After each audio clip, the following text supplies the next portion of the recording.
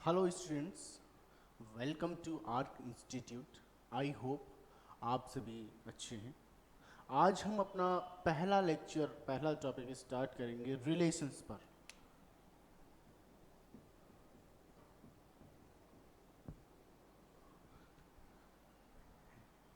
ये टॉपिक बहुत ही इम्पोर्टेंट है for class 12th, JEE mains और जेई एडवांस के लिए।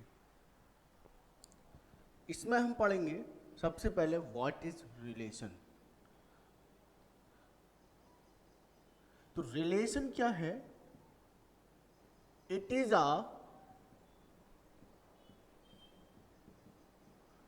connection between the elements of two sets. ये दो सेट के बीच के एलिमेंट का कनेक्शन है, या मैं कह सकता हूं रिलेशन इज द सबसेट और equal to A into B. Relation क्या है? सबसेट है या उसके बराबर है, किसके? ए इंटू बी के। यहां पर मैं देख पा रहा हूं जो आर है इसको बोलेंगे रिलेशन, और ए इंटू बी को बोलेंगे कार्टेशियन प्रोडक्ट। ए इंटू बी क्या? Cartesian product. सबसे पहले हम कार्टेशियन प्रोडक्ट के बारे में बात करेंगे कि कार्टेशियन प्रोडक्ट निकलता कैसे है।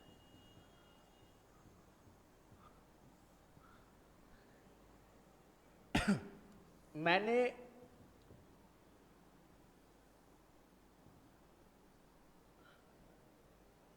एक कोई सेट ए ले लिया 1,2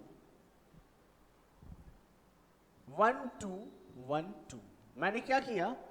relation defined from A to A. ये दे रखा है मुझे, रिलेशन कहाँ है? ए से ए तक डिफाइंड। अब कार्टेशियन प्रोडक्ट निकालो सबसे पहले इसमें। तो कार्टेशियन प्रोडक्ट कैसे निकलेगा? 1 1 1 2 2 1 2 2।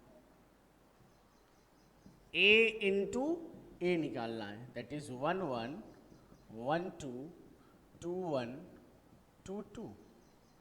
ये ए इंटू ए है, दैट इज कार्टेशियन प्रोडक्ट है। यहां पर ये जो पेयर्स दे रखे हैं इनको बोलेंगे हम ऑर्डर्ड पेयर। इनको क्या बोलेंगे? Ordered pair. या चार ऑर्डर्ड पेयर है। कितने ऑर्डर पेयर है? चार। अगर मैं यहां से रिलेशन को लिखना चाहूं, मान लो मैंने यहां से 1 1 और 1 2 ले लिया, क्या ये रिलेशन होगा? बिल्कुल होगा। क्यों?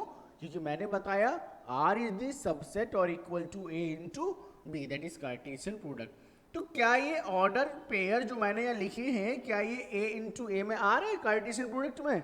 सर बिल्कुल आ रहे हैं। इसका मतलब क्या होगा? ये रिलेशन होगा। अगर मुझे ए इंटू ए चाहिए मान लो, तो सबसे पहले तो ए इंटू ए ही चाहिए। मैं ए इंटू ए यहां से उठा ले रहा हूं। ए इंटू ए क्या है? 1 1 1 2 2 1 2 2। यही तो निकाला हमने, ए इंटू ए। अब ए इंटू ए चाहिए, ए इंटू ए चाहिए। तो कैसे निकलेगा? देखो, ए इंटू ए तो यहां लिख लो। यहां क्या है? 1 1 1 2 2 1 और 2 2। रिलेशन चाहिए ए के साथ। यहां पे है 1 2, तो इसका ये हो गया, ये हो गया, ये हो गया, ये हो गया। मैंने क्या किया? 1 1 1 1 1 2 1 2 1 1 2 2 2 1 1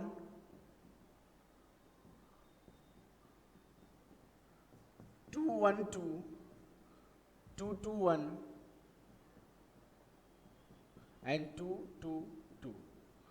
ये मेरा क्या हो गया? ये मेरा हो गया रिलेशन ए इंटू ए। अगर यहां से मैं कोई रिलेशन, अच्छा ये जो यहाँ पे गिवन है, ये यहाँ पे ऑर्डर पेयर नहीं है। अब ये सब क्या है मेरे? Ordered triplet. ये क्या है मेरे पास? Ordered triplet. अब अगर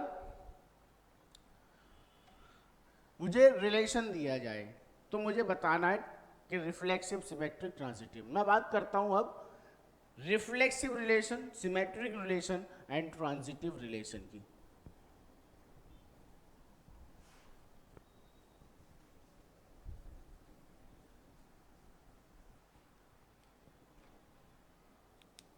टाइप्स ऑफ रिलेशन बढ़ाते हैं।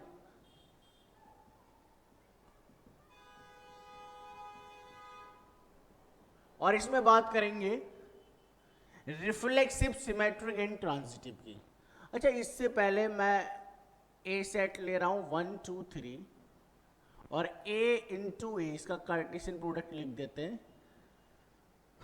1 1 1 2 1 3 2 1 2 2 2 3 3 1 3 2 3 3।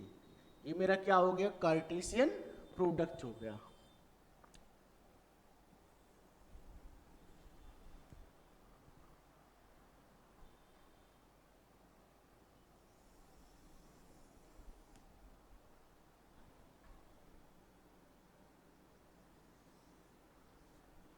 Reflexive, symmetric and transitive.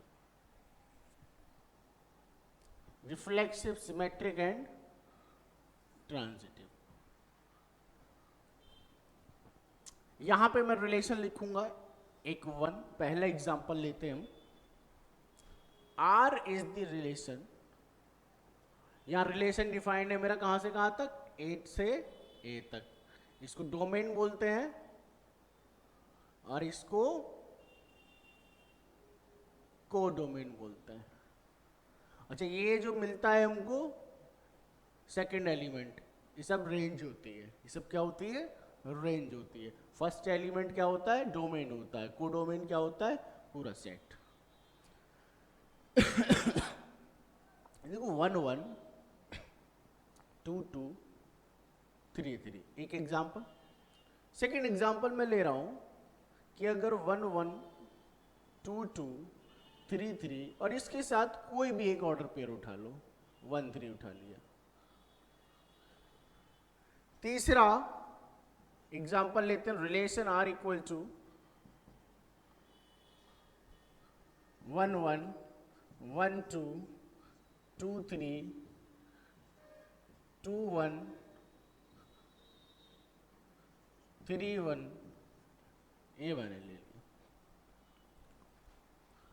सबसे पहले रिफ्लेक्सिव रिलेशन पढ़ेंगे हम। कौन सा रिलेशन?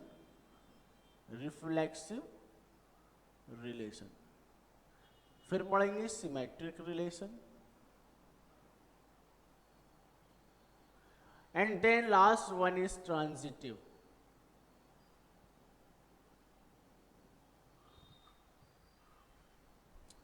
रिफ्लेक्सिव रिलेशन क्या कहता है कि A comma A belongs to R होना चाहिए, ये होना चाहिए for every A belongs to set A. कहने का मतलब है मेरा, जैसे यहां पे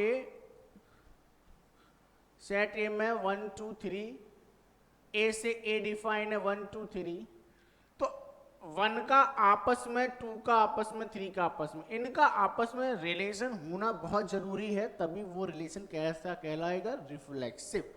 देखो 1 2 3 तीन एलिमेंट है यहाँ पे, तो 1 1 होना चाहिए, 1 1 होना चाहिए, 2 2 होना चाहिए भाई, 2 2 है, 3 3 होना चाहिए भाई, 3 3 है। अगर ये तीनों आपस में रिलेट कर रहे हैं 1 1 2 2 3 3, इसका मतलब क्या हो गया? ये रिलेशन हमेशा रिफ्लेक्सिव होगा। ये रिलेशन हमेशा रिफ्लेक्सिव होगा। अगर ऐसा हो जाए कि 1 1 2 2 3 3, मुझे तीनों तो मिल गए, ये 1 3 एक्स्ट्रा में है, एक्स्ट्रा से मुझे कोई फर्क ही नहीं पड़ता। एक्स्ट्रा से कोई फर्क पड़ेगा ही नहीं। क्यों नहीं पड़ेगा? अच्छा, पड़ेगा कब? जब नहीं पढ़ेगा तो पढ़ेगा कब? फर्क इस एक्स्ट्रा का तब पड़ेगा जब ये एक्स्ट्रा ऑर्डर पेयर मेरा कार्टेशियन प्रोडक्ट में ही ना हो। अगर ये ऑर्डर पेयर मेरा इस कार्टेशियन प्रोडक्ट के अंदर होगा ही नहीं, तब ये रिलेशन ही नहीं होगा, और जब रिलेशन नहीं होगा तो रिफ्लेक्सिव की तो मैं बात ही नहीं कर सकता हूं। तो 1 1 2 2 3 3 और ये 1 3 इसमें आ रहा है, इसका मतलब ये रिलेशन भी हमेशा क्या कहलाएगा? एक रिफ्लेक्सिव रिलेशन कहलाएगा। तीसरा देखो 1 1, अब यहाँ 2 2 3 3 मुझे कहीं नहीं दिख रहा है, इसका मतलब ये रिफ्लेक्सिव नहीं है। वो तीनों का होना जरूरी है। अगर मान लो 4 लिख देता तो यहाँ 4,4 भी होना जरूरी होता। अब सिमेट्रिक पे चलते हैं। A, B belongs to R. If A, B belongs to R, then it is necessary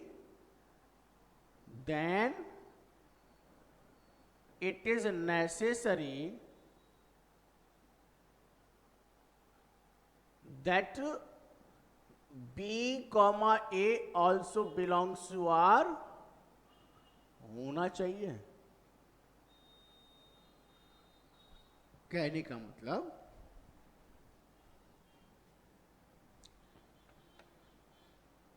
इसी को ले लो 1 1, इसका उल्टा हमेशा क्या आएगा? B, A क्या मिलेगा मुझे? 1, 1 है पूरे कहीं रिलेशन में, यहां ये खुद है। अभी एक बार लिखो इसको या 4 बार लिखो, बात सेम है। इसको 4 बार लिखने का कोई फायदा नहीं है, एक बार भी वही मतलब है। ऑर्डर पेयर का 4 बार लिखोगे वही मतलब है, कोई फर्क नहीं पड़ता है। 1 2, इसका उल्टा क्या होगा? 2 1।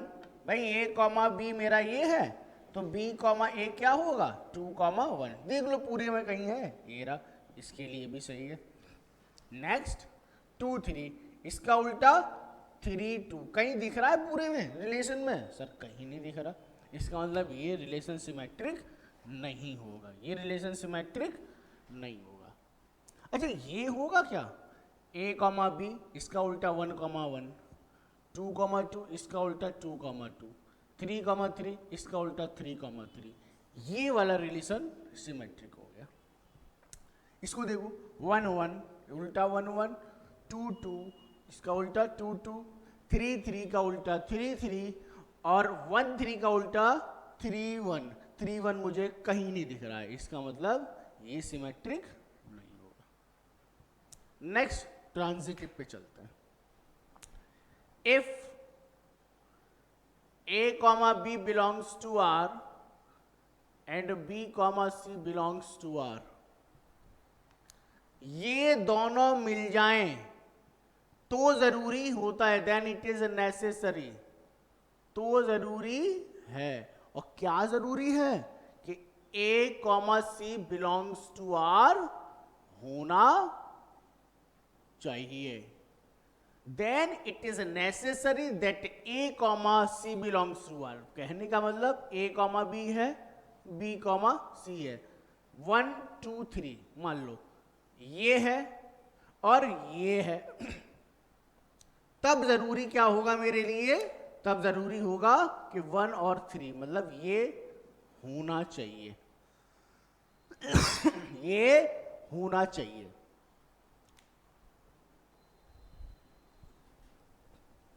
एग्जाम्पल देखते हैं।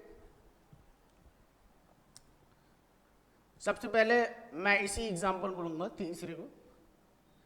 A, B है, बिल्कुल है। फिर 1 से स्टार्ट होने वाला ये मिल गया मुझे, तो B, C मिल गया। जब ये दोनों मिल जाएं तब जरूरी क्या होता है हमारे लिए? कि A, C होना चाहिए, that is 1, 2 belongs to R होना चाहिए। क्या है 1, 2 बिलोंग्स टू R? ये रहा सर, यहीं पे है। तो इसका मतलब ये, और हर ऑर्डर पेयर के लिए अलग अलग चेक करेंगे। अब मेरा A, B क्या हो जाएगा? 1, 2। ये A, B हो गया, ये B, C। अच्छा यहाँ पे देखो A, B, B, C, B, C, दो आ गए, तो मैं क्या करूंगा? 1, 2 है, 2, 3 है, और 2,1 है। ये दो आ गए मेरे पास B, C, B, C। तो इसके लिए A, C क्या होगा 1,3। इसके लिए क्या होगा 1,1। अब ये दोनों इस रिलेशन के अंदर होने चाहिए, तभी वो ट्रांजिटिव कहलाएगा। क्या है ये चेक करते हैं। 1 1 कहाँ गया 1 2, तो 1 2 2 3, तो इसमें देखो 1 1 1 2 2 3 2 1 3 1 5 है मेरे पास। क्या मुझे 1 3 कहीं दिखा पूरे रिलेशन में? सर कहीं पर नहीं दिख रहा है।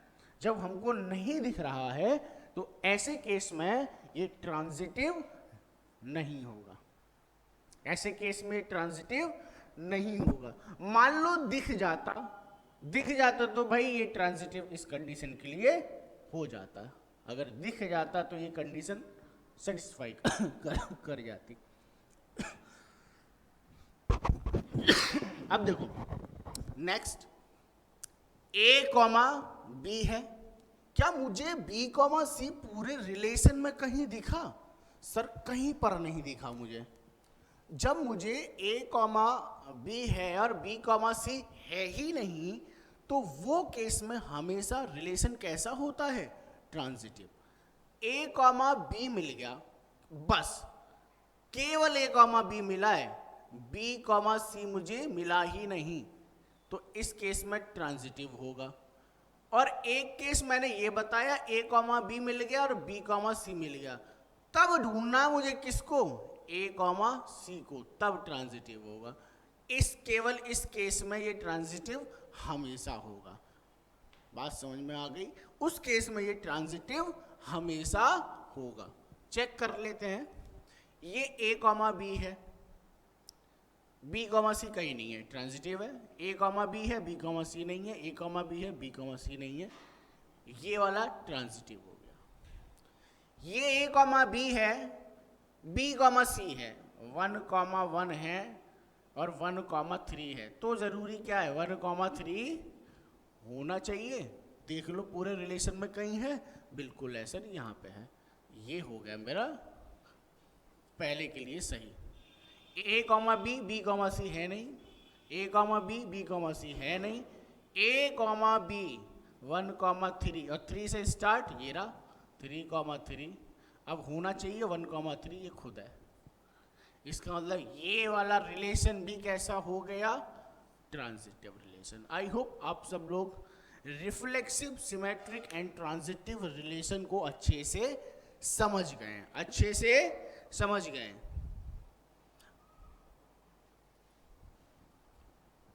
एक लास्ट है हमारे पास इक्विवेलेंस रिलेशन। कौन सा रिलेशन? इक्विवेलेंस रिलेशन मैं आपको यहीं पर बता देता हूं।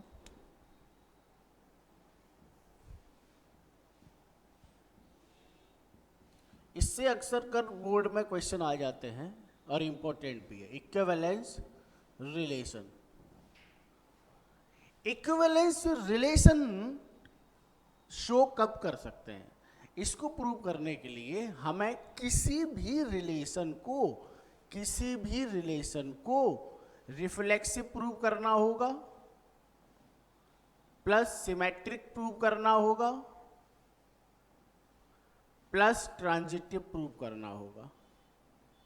अगर मैं किसी भी रिलेशन को ये तीनों प्रूव कर दूं तो वो रिलेशन मेरा कैसा हो जाता है? इक्विवेलेंस रिलेशन हो जाता है। इसके अलावा इक्विवेलेंस में कुछ है नहीं।